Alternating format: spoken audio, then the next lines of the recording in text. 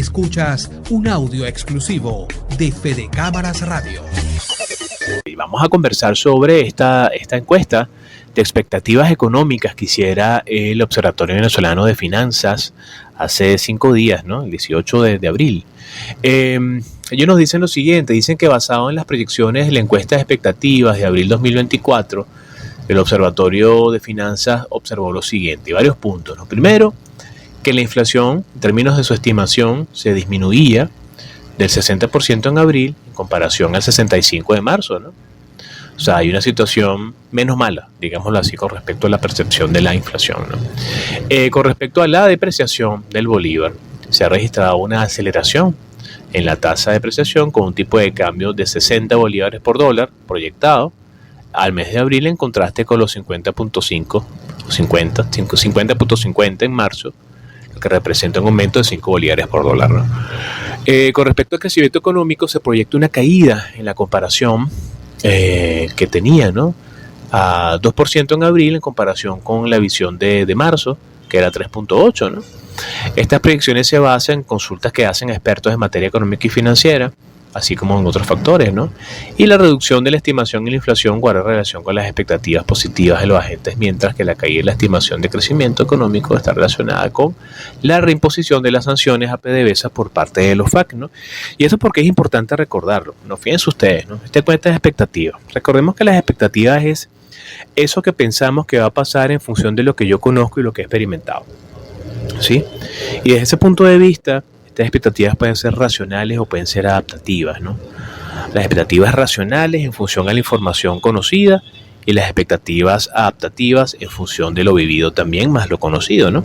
Desde este punto de vista es importante recordar que esto es una proyección y que toda proyección se cumple tanto y en cuanto exista una contundencia en el desarrollo de la política económica y en su objetivo. Si esta contundencia no se logra y estos objetivos no se concretan, estas proyecciones no se mantienen hasta el 31 de diciembre, ¿no? Entonces, en la medida en la cual los actores económicos vayan cambiando su visión de mundo, vayan cambiando su postura ante la realidad económica de un país, reaccionen a situaciones políticas, cambiarán efectivamente estas proyecciones, ¿no? Y esto efectivamente hay que sumarlo. Fíjense ustedes que el observatorio viene haciendo esto de manera bien programada. En enero lo hicieron en febrero, lo hicieron en marzo, bueno, creo que en febrero no lo hicieron en enero, marzo y abril. Y estas proyecciones son bastante interesantes porque te dicen cuál podría ser la situación al cierre del 2024 de mantenerse invariables las condiciones que reina en el mercado, ¿no? Y efectivamente, pues esto da cuenta de la sensibilidad, el alto nivel de sensibilidad que tiene Venezuela ante este asunto internacional y geopolítico vinculado con, los acuerdos de Barbados, ¿no? El observatorio también publicó recientemente, esto es más cercano, hace 3 días, el 20 de abril, publicaba su índice de remuneraciones de primer trimestre. Si algo se ha tomado muy en serio el observatorio es suministrar data que sea útil para la toma de decisión de las personas y las empresas, ¿no? Recordando que tenemos más de 2 años con el salario mínimo sin moverse, sin ajustarse hacia arriba, efectivamente. El sector público, privado, técnicos, profesionales, pues tienen una asignación básica en función a sus responsabilidades. Sobre eso hay unos complementos, unas transferencias, unos elementos que el ejecutivo da directamente, bien sea productos, bien sea dinero, vía plataforma digital. Pero cuando usted suma todo eso, tenemos entonces un ranking de referencia de los montos que los hogares pueden recibir. Y de alguna manera esto lo trabaja el observatorio bastante bien. Y en este primer trimestre, en esos grupos que ellos han clasificado, nos hablan de un grupo de gerentes que está en promedio para los 3 primeros meses del año alrededor de los $485, ¿no? Salarialmente hablando, mensualmente, ¿no? Profesionales y técnicos 332 en promedio en los 3 meses y operadores y obreros se encuentran en $205 promedio, ¿no? Esto es un promedio general de $225.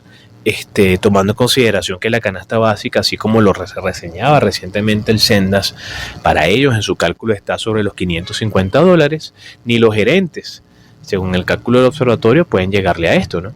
Sin embargo, al cálculo de la canasta del observatorio, que habría que verla, cuál es su cálculo ahora, solamente los gerentes podían llegar, ¿no? El comportamiento del mes de enero es bien interesante porque fíjense ustedes que de alguna manera pasamos de una situación de promedio, ¿no?, de 485, pero en el mes de enero los gerentes tenían un salario promedio casi $500, ¿no? En febrero 478 y en marzo de 476, ¿no? En el caso de los profesionales y técnicos arrancamos enero con 342 como salario, 314 en febrero y 340 en marzo. En el caso de los operadores y obreros tenemos para enero 222, para febrero 190 y para marzo 201. ¿Qué es lo interesante de ver acá? Ese ajuste, ¿no? Ese ajuste en el salario. Y ese ajuste en el salario tiene mucho que ver con las posibilidades de las empresas de poder entonces de alguna manera sumarle a esto algunos complementos o elementos adicionales. Recientemente, en estos días, conversaba en una entrevista sobre este tema. Yo había dicho en algún momento que en Venezuela no necesariamente hay salario bueno, no podemos decir que hay un salario bueno, porque precisamente, bueno, los requerimientos de los hogares se rebasan, ¿no?, en términos de lo que se genera. 2, 3 personas trabajando quizás no alcanzan para poder cubrir las necesidades del hogar. Un hogar promedio, 4 personas, papá, mamá, 2 hijos adolescentes.